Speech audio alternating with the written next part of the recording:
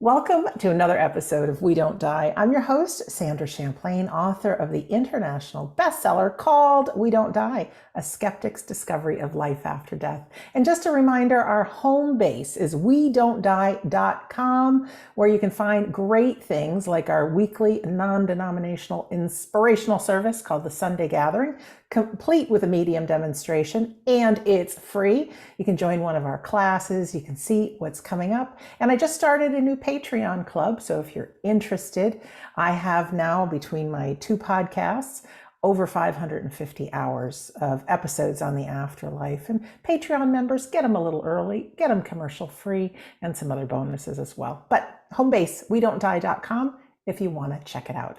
Today, I'm delighted to share my friend Mark Ireland, who was one of my very first guests around 400 episodes ago. It's hard to believe. We are definitely a little older, but definitely a lot wiser, and I'm thrilled for you to meet him.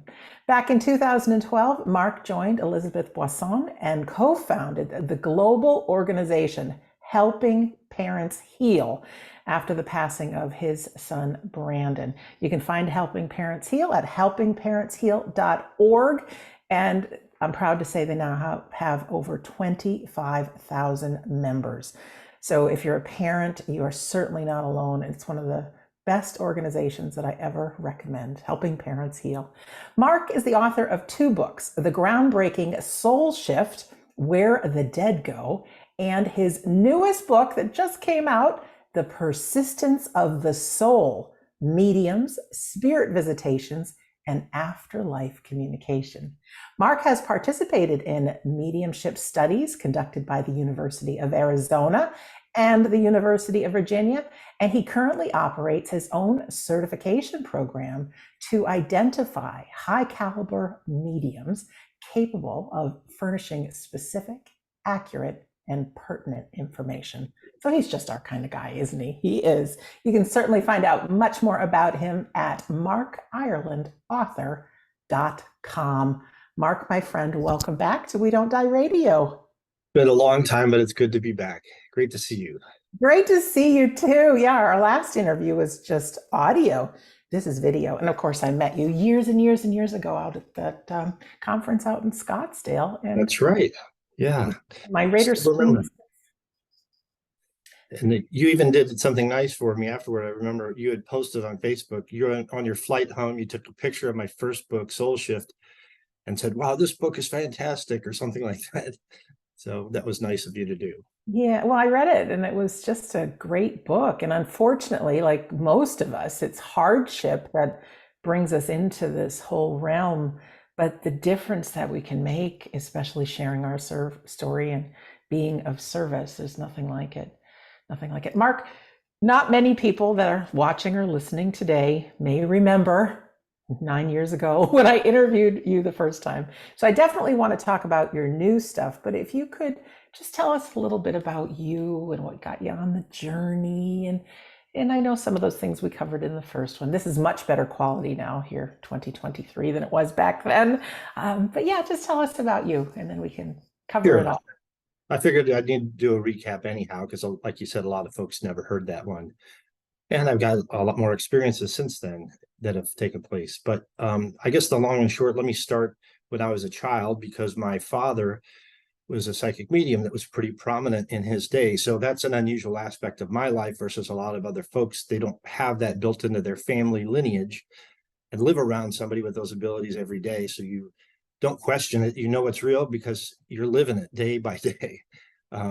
Not only the mediumship, but the psychic stuff too, like, that kind of limits your range of things you're able to do as a kid without dad intervening, but I did see, from an early age in demonstrations that he did, the mediumship come through with highly specific information that was clearly from someone who had passed, who was close to someone who was receiving the message, with great specificity and meaning, and they're crying and all this. So I knew early on, hey, there is more than this. We must have a part of us that goes on and persists after physical death. So that was kind of built into my thinking growing up. But even though my dad always said I was very psychic or whatever, I didn't really choose the same path as him. I took a more conventional path, the business world, got married young, got a degree, got married, went in the business world, had a couple of kids. But it was really when my 18-year-old son Brandon passed unexpectedly while climbing the McDowell Mountains in Scottsdale behind our home, that really was the catalyst for pulling me back into my dad's field, because I wanted to do a deeper dive exploration of it. And my dad had passed by that point in time, but it was one of the things that gave me strength, early on. A lot of folks have, they have a faith, whether it's a religious faith or whatever, it may require a blind faith, but I felt I didn't have to rely on blind faith because I had knowledge and experience that validated it. Nonetheless, when your kid passes, it's still the hardest thing you can ever imagine. But it is one of the tools that can help, you go on after that. And it did in my case for sure.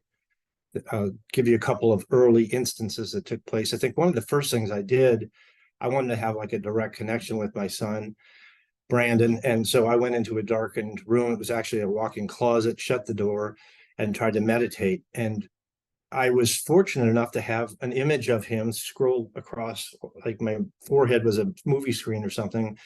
And I saw Brandon smiling and like joyful looking. But right after that was a cross with an oval loop at the top. And I'd seen those, but I didn't really know what they were or what they meant. So I had to Google that.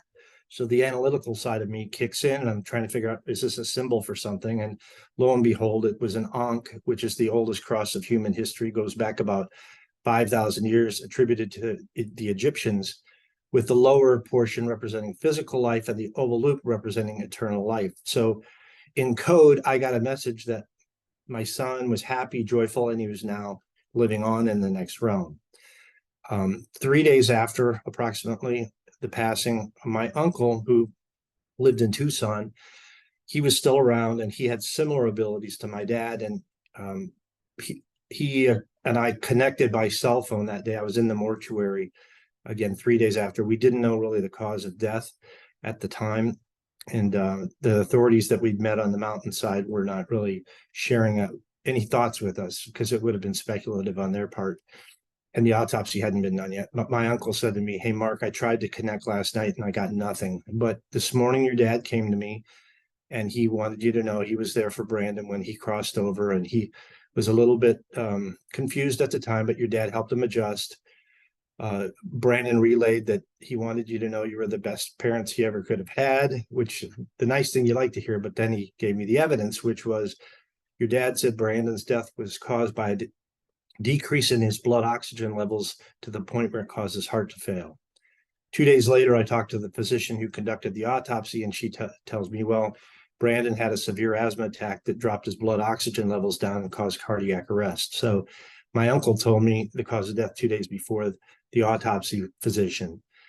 And then after that, just a bunch of synchronistic things happened and lined up for me to dive back into the field and meet different mediums and researchers and all kinds of interesting things. I'll tell you the first one, and then I'll stop for a minute so you can ask anything else. But I think it was 3 weeks after Brandon's passing, I was watching the local news, the NBC affiliate in Phoenix, and I saw this clip about a research study being done at the University of Arizona, where mediums were reading for sitters and they were blinded to the sitters. They couldn't see them or directly communicate or get feedback from them.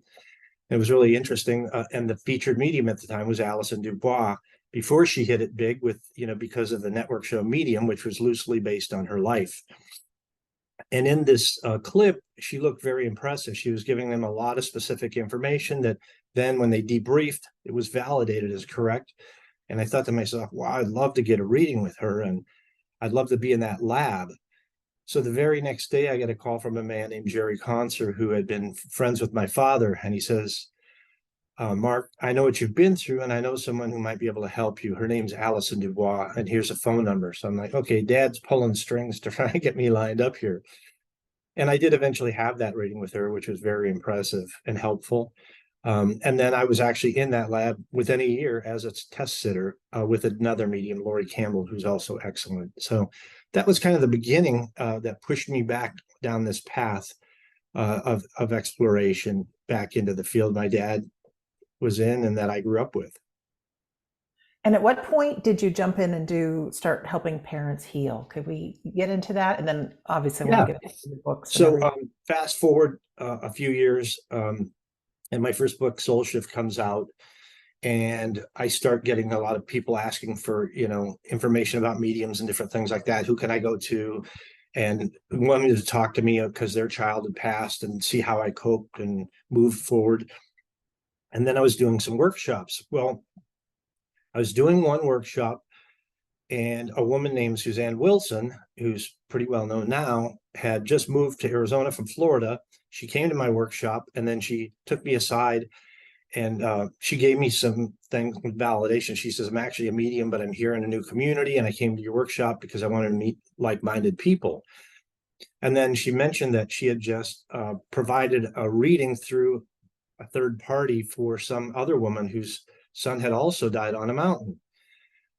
It turns out that she was trying to rent a space for her practice, but the landlord or the person who was doing the renting was unsure about mediums or this kind of work and wanted to kind of test her. So I guess she had a photo or something of, it was Elizabeth Boyson's son, and asked her for some information about him. And so Suzanne came forth with half a dozen validations and then the landlord had to go to Elizabeth and ask her, like, are these things correct?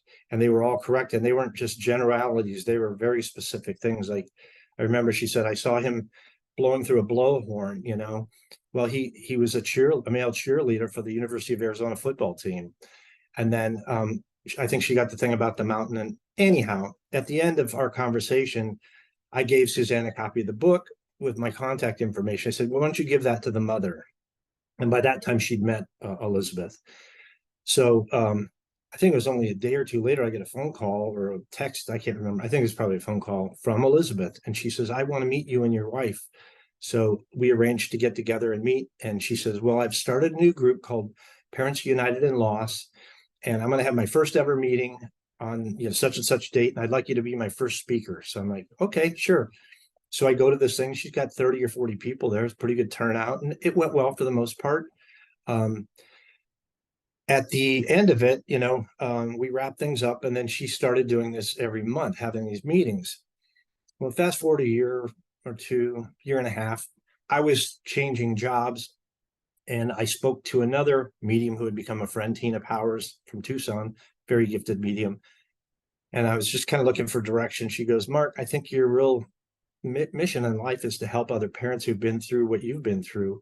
So maybe consider an organization you could start, that could do that. And so I thought, well, why reinvent the wheel? Elizabeth's doing this. The only thing that's missing is she only has one group. It's in one location. She doesn't have a newsletter. She doesn't have a website. So I thought I'll just call her and see if she wants to partner with this kind of expanded idea and maybe a new name. So I gave her a call and I explained this, and she goes, yes, I'd love to do that. And I said, well, and how about a different name, like maybe Helping Parents Heal? And she goes, I love that name. She goes, I really didn't like my name, Parents United in Loss. So we started out, and some of the original members that were coming to her meetings became board members. And it just kind of grew organically. And we blueprinted what she did at her meetings, and then, put the website up and started a newsletter, and then word spread. And then in other cities, these started popping up, new affiliates. And today we have, like you said, over 25,000 members worldwide, over 100 affiliate chapter locations worldwide. We, like I said earlier too, we had our second conference ever last year and drew 900 people. And we're going to do another one in the fall of 24. And we anticipate 1,000 people, which is really the capacity that we have. So that's how the organization started. And we've learned a lot over the years too, in terms of what really helps people heal, which has been, a real good thing. I like it for many, many reasons. Besides having all these affiliates, people can, if you can't find an affiliate, or even if you can, Helping Parents Heal online. Pardon me, helpingparentsheal.org. There's an online group as well. There's a lot going on. And there's a helpline. I know you've got 24/7. Somebody will answer the phone. Somebody needs somebody to talk to. And your YouTube channel is phenomenal. And for people who are interested, it's one of the very few grief groups, or it's more than grief, it's really uniting parents to know the reality of the afterlife, that their kids live on. So not only is there working through grief, but it's with the understanding that there is a much bigger picture, right? And that really makes this different. I know from a lot of places out there, they kind of stay away from the afterlife. Can you just speak on that?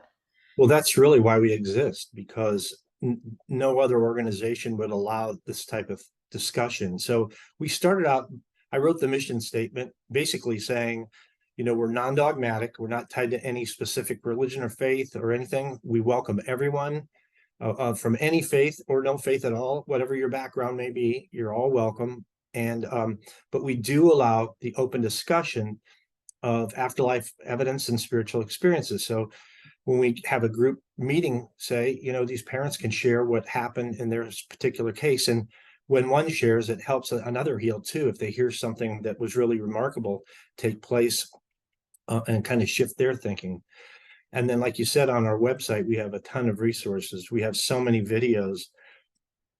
We have also caring listeners. So if folks need someone to talk to, there's somebody there they can call. And there's a big list of them. We have all kinds of recommended books. And then all the time there's Zoom meetings with different guests. And some of them are mediums that'll do readings. Some of them are researchers. Like I got to be the host once. I had Dr. Pim van Lommel on, who's one of the leading NDE researchers out of the Netherlands. So we have, high quality stuff taking place. And in our conference, likewise, I mean, we have Gordon Smith coming from Scotland. He's one of the very best mediums in the world. We've got James Van Prague coming. We have Anita Morjani. We have, this roster of people that's really impressive, and from a wide range of backgrounds too. So it's the organization has just become so robust. It's amazing. And I just touch real quickly on what I call, and I've kind of developed this terminology, but the 5 pillars of healing. And this is from my observation, not anyone else's. This is just my thought. And I'm not saying it captures everything, but in terms of healing from grief, I've observed that there are 5 things that really contribute toward that process. The first being support from family and friends. Not everybody has that, but if they do, that could be a real plus. Sometimes family or friends shy away, or they don't want to talk about it. They're uncomfortable, but just them being there and caring helps a lot. Second is support from people who have been through the same thing as you, and we offer that. So if folks have been through this, they're going to meet with other parents that they can relate to. Like at the conference, it was really amazing last year when we had that. The hotel employees apparently were very worried about what it was going to be like with 900 bereaved parents in there, like, oh, it's going to be a real downer. Little did they know it was like the best event they'd ever had there, the most upbeat. They couldn't believe the energy. And a lot of that came from them, people making new friends and seeing and hearing talks that were highly helpful to them. So that support from other people who have been through the same thing is huge. The third is service, providing service to someone other than yourself in a way that helps, because it kind of comes back to heal you too. Not everyone's going to be ready for that right away, but at a certain point, if they, whether it's working in a soup kitchen or some of the parents start foundations for in the honor of their children, maybe in some cases tied to the cause of death of their child, whether it's a particular type of cancer or whatever. Or I know someone who started a foundation for organ donation. Or just opening an affiliate chapter for helping parents heal. The next one, and this one's a little tougher because it's hard. It's a hard ask, but it is to stop the what if questions and blaming yourself, or this feeling of guilt that a lot of folks have, like, I could have done this, I should have done that, I could have stopped it, because it really serves no purpose. And in most cases, you couldn't do anything. You just, you're kind of blaming yourself. And the flip side of that, which I put in the same category, is harboring anger and non-forgiveness towards someone else that you blame for that cause of death, because it really is just holding you back and hurting you. And if you can release that, it is a relief to most people. It's a tough ask, but that is one of the steps. And then the fifth one, which is what makes us really unique, is the hope element. And the hope comes from being able to understand or at least contemplate the possibility that consciousness and personality survive death. And early on, people might, you know, before even having a personal experience, they might read books about near-death experiences and validated mediumship research and things to do with mediums and other evidence for life after death that can help them over the hump. And then, you know, if they're ready at some point, maybe they learn how to have their own connection through a meditative process or an EMDR kind of thing, or have a mediumship reading with a qualified medium. Excellent words. And I know Helping Parents Heal to join, you're looking for parents. However, those who are not parents, who are still grieving, I tell you, there's so much good stuff on your YouTube channel that's open for anybody to enjoy.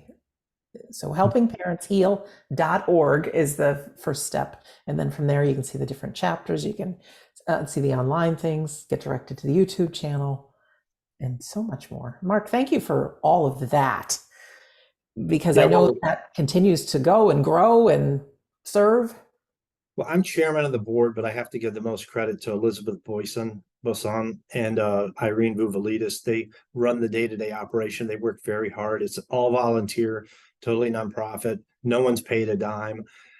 So the fundraising that happens all goes back into serving parents. And, you know, these conferences aren't cheap to put on either. So that's our main thing that we do, but we only do it every other year because it's just so much work. But I could see us getting to a point where we maybe have to employ some folks at some point, but we're still all volunteer right now. But credit to those two for really doing the lion's share of the work. Yeah, and I've kept in touch with them, and they share so many good things, and I share. So we just keep the love growing. We just keep letting it snowball. Where would you like to go now? We've got the new book. We also have your medium certification things. Let's do a little dance. What do you? Well, here's the cover of the new book. I really like what they came up with. I think it's pretty. It's great. The Persistence of the Soul, Mediums, Spirit Visitations, and Afterlife Communication. All right. So let's have it.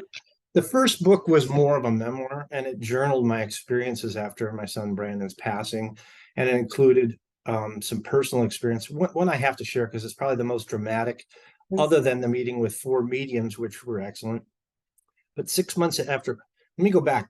2 weeks after Brandon's passing, I met with the first intuitive I'd met with at all.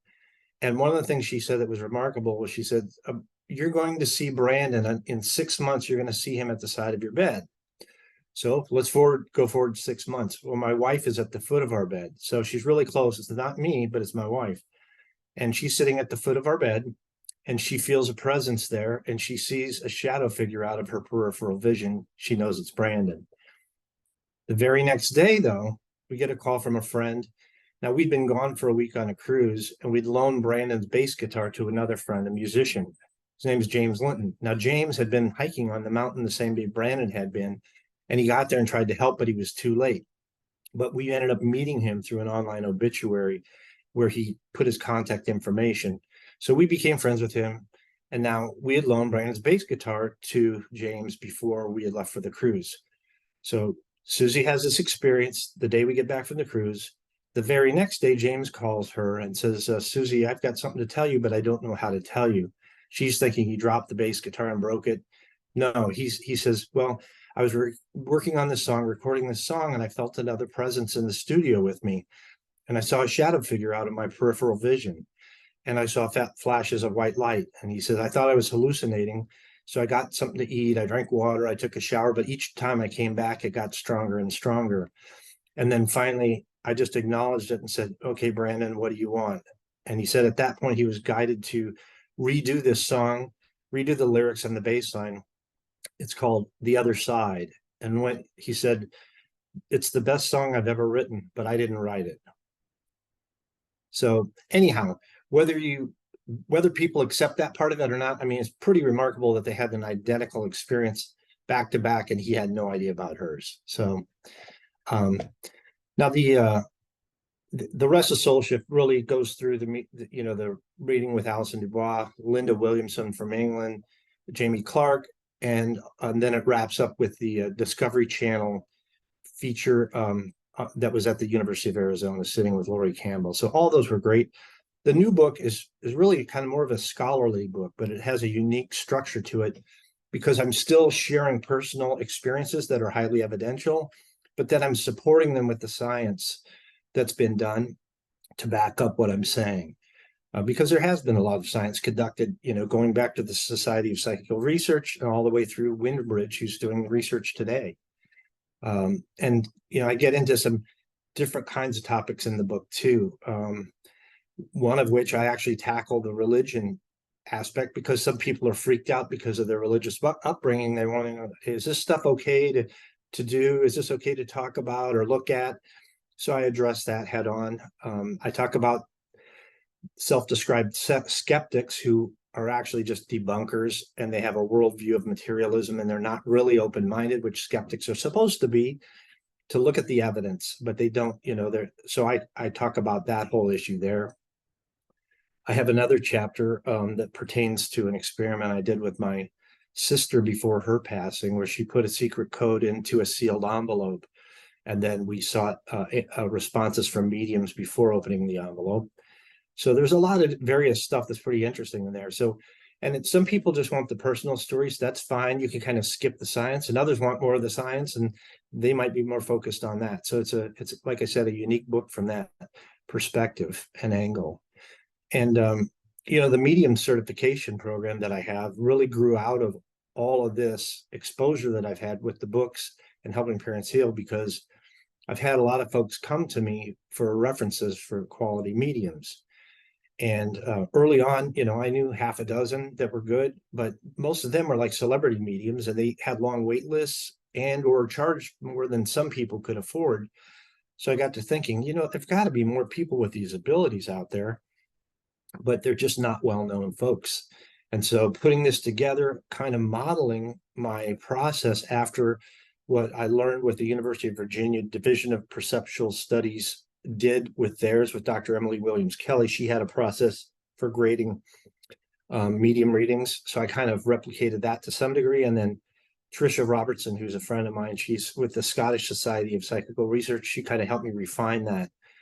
And so that's how we did it today. It's 9 years later. I have about 40 people on there who have been certified.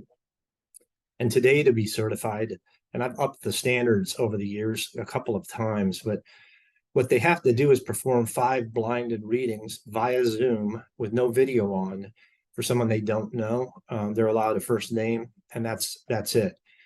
And what happens is they basically provide a reading to the sitter, and then the sitter can, at a certain point, ask, like, I'd like to connect with first name only. What can you share? And the reading's recorded and then transcribed, and then it's broken into individual statements that can either be graded as correct, incorrect, or indeterminable. Indeterminable might be a future prediction or a piece of information the sitter doesn't know or can't figure out how to find out the answer to. And then they can assign bonus points as well, but that's kind of a subjective thing. But say, for example, if the medium says, I have your son here, and I think the first name starts with A, and let's just say the kid's name was Aaron. Okay, maybe that's a 2-point bonus. That's pretty good. But if the medium says, I have your son here, and I think the name's Aaron, then that might be a 5-point bonus. Likewise, the medium might say, I think, Aaron's favorite food was pizza. And if it was, okay, maybe a 2-point bonus. But if the medium says, I think his favorite food was pizza with bell pepper, pepperoni, and mushrooms and sausage, that would be, a 5-point bonus. So basically they have to score 75 total, at least at a minimum, to pass. And of that, 65% accuracy is required or better. The indeterminable statements are pushed to the side because we can't really say if they're correct or incorrect. However, if someone has an inordinate percentage of responses that are indeterminable, then there's a limit. We'll only allow 1/3 of the statements to be indeterminable. If they exceed that, then the rest of them are considered incorrect. A good reading shouldn't have that many indeterminable statements. So that's basically the process. And through that course of that, we've upped the standards. And, right now, a lot of people apply and don't pass. So that was our goal. The people that do pass, we want them to be good enough that people can go to them with confidence. And it's never 100% that you're going to get a good reading. Mediums are people, they have off days, and sometimes the connection's just not great. I think it ebbs and flows. My dad always said it ebbs and flows like the tides. So, but it does increase the chances for a good reading. And most everyone on that site, if the reading's not good, they're going to give you a refund. Now, I have nothing to do with the money of that. All I've done is put the program together, conduct the testing, and then feature the people who passed. It's completely between them and the sitter to arrange the readings and to pay. I don't make anything off of this. In fact, it's cost me thousands of dollars to put the website together and maintain it, and then just a lot of personal time to do all the work. And I have an assistant too, who's a volunteer, Kathy. And so she does this out of the kindness of her heart because she sees the value in it. So I covered kind of a wide range of stuff there, but if there's any piece of that you'd like to talk about more, just let me know. Yeah. Two things. One, I just applaud you for the medium part. I know it's a real passion of mine to kind of raise the bar on mediums. And I just spoke with Bob Ginsberg not too long ago, and he also does medium certifications. And he's like, it's 10 to 15% of the people maybe that pass. And he said, because he was in that Netflix special, he says all the mediums that were certified, they raised their prices to $300-400 an hour. That's out of the ballpark for most people. So he's bringing in more people to certify to make it more reasonable. And I love that you say your mediums would give a refund policy, because I know I've got a lot of British friends who are mediums, and legally they have to give a 10-minute guarantee. In the first 10 minutes, if you're not happy, let's talk about it, because sometimes the energy is just not right, and the medium could feel that as well. It stops, get your money back, or reschedule, because things happen. And I think having that level of integrity, certainly mediums are welcome to, they should get paid, but there should be like price range that works for everybody, because it is the one place I think that most people can do something to hear from their loved ones. But I always say this, and my listeners have heard me say it 100 times. My mom says this, what do you call the guy or gal that graduates bottom from medical school? Well, they're still called a doctor.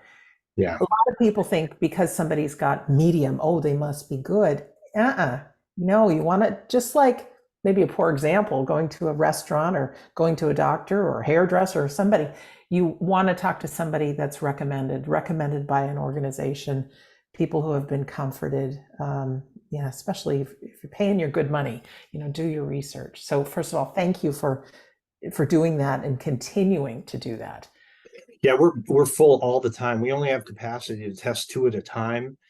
And then we have a wait list both for sitters and for mediums. And we've struggled having good sitters, to be honest with you, because I think some people come in just wanting a free reading, and that's not really what this is about. And again, like Bob Ginsberg says, if only 15% are passing, and it's probably something like that with mine. I haven't really studied it, but the odds are if somebody's coming in for a free reading, they're not going to get a good one. If they're lucky, they will. So it's better, I think, for some people that want that, for them to just go pay for a reading, with somebody who's already vetted. And then if you're healed enough later on that you can actually participate in a constructive way and help with the research or, with this process, then come back. But a lot of the folks, they either don't do the work on a timely basis that we need done on the back end, or they don't do it correctly and follow the instructions. So that's tough. But we do, it's an ongoing thing. I'm sure we'll be having more people all the time added to the list. And we do have people who have raised prices, but there's a wide range out of 40, probably on the low end. I think there's somebody in there that only charges $50 or $75, and they're really excellent, all the way up to somebody is now up to probably 400.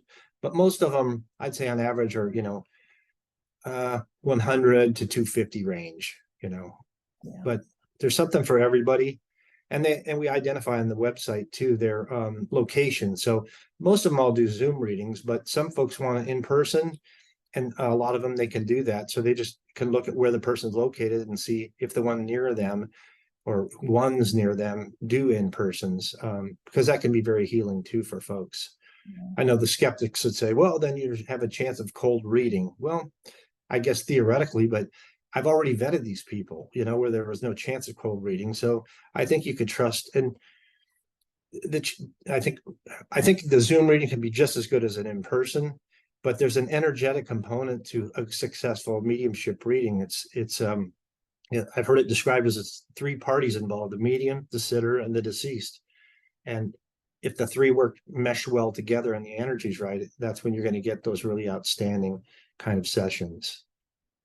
Yeah, exactly. And I don't think it's bad for a medium not to pass, because mediums, like in any other field, people can get egos, right? Think they're Yeah. great, or it may not even be an ego. They might think, okay, they took a weekend course. Somebody said you can, hang your shingle now, you're a medium, and it's much more than that. So it can say, can get the medium thinking, what am I missing? What do I need to do? What else is possible? How can I develop this more? So not a bad thing. So I applaud you with that. The other thing I wanted to go back to was your sister. Now, you don't have to give away what happens, but does it have a happy ending? Yeah. That's what I want to know. Well, here's where this idea came from. I knew she was terminally ill. She had pancreatic cancer that metastasized to her liver. And so for about a year, we knew she was not going to be around too much longer. And I approached her because I'd thought of this. I thought, would you like to do an experiment that might help other people after you've moved on? And she was open to it. And so what I was looking at was thinking back about the Houdini code, which I don't know if you know about that, but some of the people listening right now may not. So Harry Houdini was a famous magician, a long time ago. And he tried to debunk a lot of mediums and did so, but he also used trickery to make them look bad. And he was kind of not being honest. But he also clearly was interested in the possibility of an afterlife, because he shared not only with his wife, but other people, different codes that if they heard that from a medium after he died, that they would know he made it. He had a specific one for his wife, Beatrice, and he shared that with her. And he says, if you hear this, you'll know that Harry Houdini still exists and lives on. So Arthur Ford, who was a prominent medium in the 20th century, met with his wife Beatrice and gave her the code. It was correct. But then debunkers started coming out of the woodwork and alleging, well, either it's just telepathy, or alleging, well, you two are in cahoots and you're doing this for media, or, oh, this is common knowledge. Everybody knew what it was, or multiple people knew. So if you Google this today, it'll say it never happened. It's never been solved. But in fact, it was solved. But considering that, I thought, well, what was wrong with the way he did this? And I thought, well, the problem was that any living person knew what the code was, because then you could always allege, oh, they shared it with somebody else, or they spilled it. So I thought, I had my sister write something down on a piece of paper, put it in a sealed envelope. And that's how it was conducted. And then I consulted at the time Dr. Don Watson, who was a neuroscientist. He's since passed, but he was helpful, and he kind of gave me protocols for how we should do this experiment. And then we reached out to a multitude of mediums, and they gave different impressions. So it's really an interesting chapter to read how this goes, and a lot of the information that comes through and how it really aligns with my sister very closely. And I'm not going to give it away completely. I would just say I feel the ending's positive. Positive, maybe not perfect, but when you read it, you'll understand why I say that. Perfect. I just talked about a book called The Test that a fellow in France had done, and when his dad passed, he put 4 objects in the casket, and then after he went to different mediums. And the story is really interesting because does have a happy ending. Mediums were able to tap into it for sure, but there was so much more, so much about the memories of the dad, and the dad wanting the son to live on and explore life. And the real purpose, I think, and I think you'll agree, is when we believe in the afterlife and our loved ones have gone on and we're going to see them again, it gives us a whole different kind of life. Often people can die inside when they're grieving. And Yep. That's why I feel bad for people who are atheists and don't, the type of atheist that doesn't harbor any hope for anything more. They just believe in physicalism, and they think that consciousness is brain generated instead of brain directed in this realm, and that that's it. And that's really a tough road to go down, and those folks tend to have a really hard time. But I've seen a lot of people who either were religious fundamentalists before or total atheists, have a shift in their perspective after the passing of a loved one and open up to considering things they never would have before. And it could be an earth-shattering thing that really pushes you in a new direction, that makes you consider things you wouldn't have considered before. I think it's important, and I think it's just part of human progression that you start asking yourself those questions. As a young person, I was very opinionated, didn't believe in any of it, and there's so much evidence out there. And when you say materialism, I have to laugh, because when you get to the quantum level of things, all we are is vibrating energy. It's like, what is matter? go ahead and figure that out. Someone had said if you put a camera into the little atoms that make us up, it wouldn't record anything, because we're just vibrating energy. And then we're living in this ever expanded universe that it's impossible to get our head around. So once we start looking at some of those bigger pictures, suddenly, why can't this communication be? And you and I are talking now computer to computer, not connected to cables and cords and each other. Yeah. Yet this wireless space around us, there's a picture, there's sound, and we're pretty magnificent human beings. We can tap into our loved ones. Energy can't disappear. Energy continues to go on. So I was one of those people before. So I just say, we never push this stuff on people. They have to be open to it. Yeah. But in their own time, I think it's just a matter of time where people start asking those questions. Well, and you talk about quantum mechanics. I mean, one thing that I always like to point to is the observer effect. And it's been replicated, the dual slit experiment, basically demonstrating mind controls matter, mind affects matter. So how could that be if consciousness was not primary? So that's kind of where I go. I'm not saying that I'm an expert in the field of quantum mechanics. I'm not qualified to go there, but just looking at that, if you think about the implications, it seems pretty obvious to me, the implications of the observer effect. The other thing I was going to touch on real quickly too is, going to a meeting can be very helpful. Having dream visits can be very helpful, but I think the thing is, it's experience that helps people more than anything. Reading about somebody else's experience is great, but having an experience of your own is phenomenal too. And I have one that I was going to share with you. So this is a direct experience of me having the spontaneous kind of medium communication thing. And I don't really aspire to be a practicing medium or anything. I don't need to be my dad. I don't need to have the scrutiny that all these mediums are facing with a lot of the folks out there. But for a 3-year stint, I was going to San Francisco to speak at a church called the Golden Gate Spiritualist Church. And I was accompanied by my good friend, Tina Powers, a really good medium. And I would do a talk, and then she would give readings to everyone. Well, before going, she's like, "Hey, Mark, I think you're going to get a message. Will you share it with somebody? Will you share it if you get it?" And I'm like, "Well, sure. I don't know what I'll get, but if I do, I will." And she pestered me about this multiple times, even walking into the church that day. She's like, "Mark, if you get a message, do you promise to share it?" I'm like, "Yes, Tina, yes." We're about 30 minutes early. I go sit down in the church in a healing room. Now, this church was founded by a woman named Florence Becker, I think in 1924, and she passed in like 1970. And she, by all accounts, was a lot like my father in terms of her abilities. Well, I go sit, it's 30 minutes before, and I try and kind of get into a meditative state, just a relaxed state. And while I'm sitting there, this name pops into my mind. I didn't see it. I didn't hear it. It just came in like an idea would come to you. And the first name was Max. But then immediately I got Maxine. I thought, oh, maybe it's Maxine, not Max. And that's all I got. I got nothing but that. And again, it was just like an idea or a memory would be how I could describe how I got that.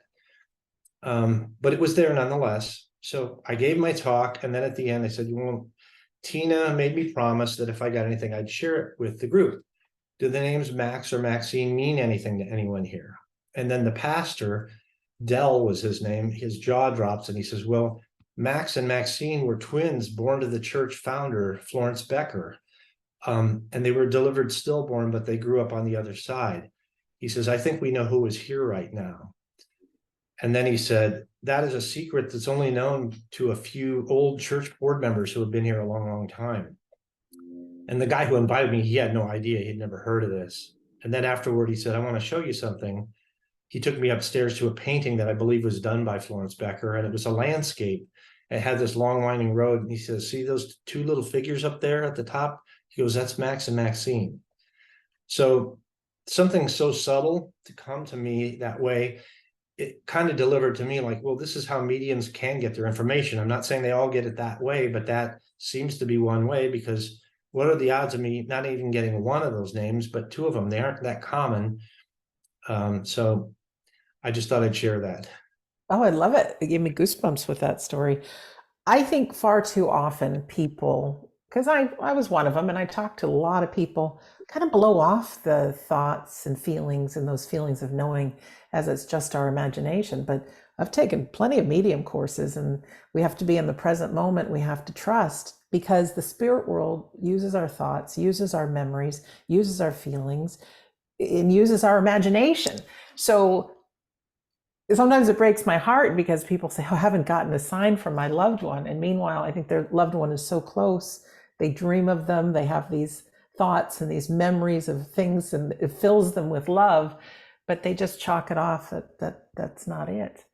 When I was on Coast to Coast recently, as you know, a woman called in at the end, and she was just sobbing, and she said that her son had passed and she hadn't heard from him or had any signs. And I kind of went there where what you're talking about, and I said, it can be something that you're not even aware of. You just need to be aware of more things. And, I said, sometimes people get lights that flash on and off. And when Brandon passed one night, in the middle of the night, the stereo came on blasting the music that he used to listen to. And we didn't have a power outage or anything. It just spontaneously came on. And, I told her, my advice to her was, this has worked for me before. Before you go to bed at night, make a prayerful request for a visit, and also ask to remember it the next day. Because when we're in a sleep state, we're not quite so emotional, we're into a different realm, or I guess you'd say a different level of consciousness, to where I think the connection can be maybe a little easier. So I recommended that. And then I gave her, a suggestion just on maybe how she could maybe get a connection through a meditative process as well. Great advice, really great advice. Also, journaling, talking to your loved one, writing. I mean, I think we all want the bolt of lightning or the double rainbow or something huge, when maybe that's not who your loved one was. I know my little old grandmother, love her to pieces, but she would always sit parties. She'd sit quietly, and she just enjoyed sitting back and watching the young people, right? So it's no wonder she hasn't come out in big medium demonstrations. It's just that wasn't her personality. But I know I've been one-on-one with a medium, or in a class, doing our classes on Zoom, and all of a sudden there she is, so it's wonderful. They work in different ways. The thing is, don't give up. And yeah, I think what you talk about, when you're following your passions and you're discovering and you have your own experiences, that really does make a difference. But I think to hear, like, if you're involved with helping parents heal, you're hearing other stories, you're watching some of the incredible people on their YouTube channel, and then maybe you take a reading with a medium. And all that stuff makes a difference. And Mark, I want to just ask you, your level of living, how has it changed maybe since you got involved in being of service? Has it? Well, first off, I felt like my healing and my wife's healing was accelerated much faster than most parents who have been through this. I mean, we were way better, much quicker. So I think that was a factor in that part of it. But my life changed in that I think before this all occurred, I really was just focused on my work and achievement through my job and, getting recognition there and that kind of a thing. And I had the spiritual part on the back burner. It was always there. I never disbelieved, but it wasn't like a focal point. So I would just say my life is much richer now. Even like I said, at the last conference that we had for Helping Parents Heal, I had at least a half dozen parents come up to me at different times and say, I wanted to thank you. You saved my life. And even like with my first book, I've gotten emails from people that said they were contemplating suicide, but then they read the book and they decided not to do that. So you then know you're doing something that's worthwhile and helping. So it's a much deeper kind of life, a more fulfilling life. And I guess, but I'm not disparaging my life before either, because I think those years in business helped me learn to think critically, to write and communicate well, and to be also trusted as a rational, reasonable person when sharing this stuff, So I think it was all kind of lined up in my life to have those two chapters, I guess, so that I'd be more effective, once I shifted into doing the spiritual stuff. I'm so proud of you, and I'm so glad we caught up. Is there anything else you want to share before we go separate ways? Anything I didn't ask you? Anything? No, I mean, there's a lot more in the books, but I would just say one thing I often wrap up with is just to remind people and let them know, hey, you're here for a purpose. You have a path. So don't ever give up or feel like there's not some structure or meaning to life, because there is. And when you discover that and you figure out what it is, your heart will tell you that's the right thing that you're doing, and go forward and enjoy your life and live with, enjoy a lot of love in your life. That's pretty much all I was going to say. That's it. And we can go back to your 5 pillars, which were just great. Thank you for sharing those as well. So Mark's the author of 2 great books, Soul Shift, Finding Where the Dead Go, and his brand new book, The Persistence of the Soul, Mediums, Spirit Visitations, and Afterlife Communication. And of course, you can check out things all Mark Ireland at markirelandauthor.com. So first, Mark, a big thank you for being our guest today. Sure thing. And I just want to tell people, if they go to my website, there's actually links there to Helping Parents Heal, a link to my certified medium site, and also a link to a website I dedicate to my father. It's got videos of him and doing psychic demonstrations. In particular, the best one is a 1971 demonstration on the Steve Allen Show. So all of those links can be found on my website, in addition to links to the books and other media things that I've got there. There's a documentary that was done a while ago that people might enjoy seeing. They could also see the clip of the Discovery Channel episode where I had the test at the University of Arizona. Oh, that's perfect. You just mentioned that about the Steve Allen Show and about your dad. That image to me of your dad doing the readings with his blindfolds on, and he's so taped up. And you had told me, he's really doing that. I mean, that is his real psychic nature. And I know from that time we spoke 9 years ago till now, I've seen a great deal of people who are mentalists, right? I've seen them on TV and I've seen some live shows. And although I'm sure part of that is certainly some kind of trickery, I do think it is so possible to do things like reading a serial number on a dollar bill using our psychic ability. Yeah, I know a man who he actually owned a restaurant entertainment facility where he hired my dad, and he and 2 other owners at the beginning didn't believe. So they tried to trick him. They would take a $20 bill, wrap it in foil, put that inside of an envelope, and ask for the serial number, and he would get it. He got it all 3 times. So they came to believe. And here's another story that's in the book. I'll leave this as like a final one because it's pretty cool. Okay. So I've been trying to do, I know my dad was tested in some various labs, but this is way back when, like in the 60s, most likely. So it's been hard to find it, but I've been in contact with like Peter Muehlers in Austria. And I've been in contact with people that used to work at the UCLA parapsychology lab when they had one. and Sally Ryan Feather, whose dad was J.B. Ryan around Duke University. So I've gotten a little bit of information, but it's been hard to really get like any science journal or whatever that had anything about my dad's test. But I stumbled upon, somebody found this article in a 1972 issue of a Tuscaloosa, Alabama newspaper, and it was talking about a man named Helmut Schmidt, who was the second in command at the time at the Duke Parapsychology Lab. And basically what the article had to do with was his assertion that, you know, they were just kind of testing students and everybody at the at-large population. And he said, you know, I think we could have done much better if we had professional psychics in here. And then he used my dad as an example. He says, I saw this psychic, Richard Ireland, and so I performed my own test on him.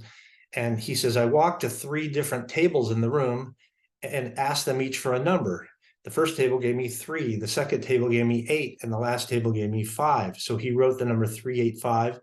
He put that in a sealed envelope, and on the outside of it, he wrote, tell me what this says. So he sends it up. By then, my dad's completely taped and blindfolded, and he gets the envelope, and without opening it, he says, you want to know what's in here? It's the number 385 in red ink. And so his mind's blown. He goes, you know, the odds against chance of that are incalculable. So that was, you know, his point was really, if we had somebody like that in the lab, we would have just blown the doors off. But I think J.B. Ryan was also afraid because he was always being chastised by skeptics. So I think he was afraid of like them saying, oh, you've been tricked by this guy or something like that, even though he would have had protocols in place that would have prevented that. But anyhow, I just wanted to wrap up with that story because it was pretty cool. I love it. I do. I love it. I love it. There's more to us than meets the eye, right? So much more. I do believe we are divine souls having a human experience. I say that all the time, but I really do. And I think, yeah, like, oh, just so much, you know, what we give our attention on to grows, whether it's good or bad. There is things that manifest and things, you know, our consciousness can survive physical death and just so much more. So first, thanks again to Mark. And then for our listener or our viewer, thank you so much for giving us your precious time today. I hope it has been of value. Oh, I do. I do. You can visit Mark's website again at markirelandauthor.com. He's got so much. And remember, helpingparentsheal.org. If not for you, if you ever hear of someone whose child goes to that unseen world, please pass along helpingparentsheal.org. Remember, they have tons of great videos for anybody that can enjoy on their YouTube channel. So as a reminder, please come visit me. Go to wedon'tdie.com. If you scroll to the very bottom of the page, you can enter your name and your email address. It says you get the first few chapters of my book, We Don't Die. Here's the secret. It's the entire book. I want you to be able to enjoy it. Chapter 10, I think, is the most important. It's about grief, the grieving process, and things we can do to move through it better, easier. It's never easy, but there are some things that we can do. We have medium classes. We have that free Sunday gathering that I mentioned. It happens at 2:00 New York time every single Sunday. And you can watch replays. You can join our upcoming one. And I am certain that I will be doing it until the day I am no longer breathing, because they are just so cool, so fun, and so empowering. So in closing, my name is Sandra Champlain. I've been your host on We Don't Die Radio. I do believe that life is an education for the soul, and that your life here on earth is very important. You are one of a kind. You are special. You are loved. You've got support of loved ones in this unseen world. And you've got a community of people here too that love you. So thank you for listening or for watching, and we'll see you again soon.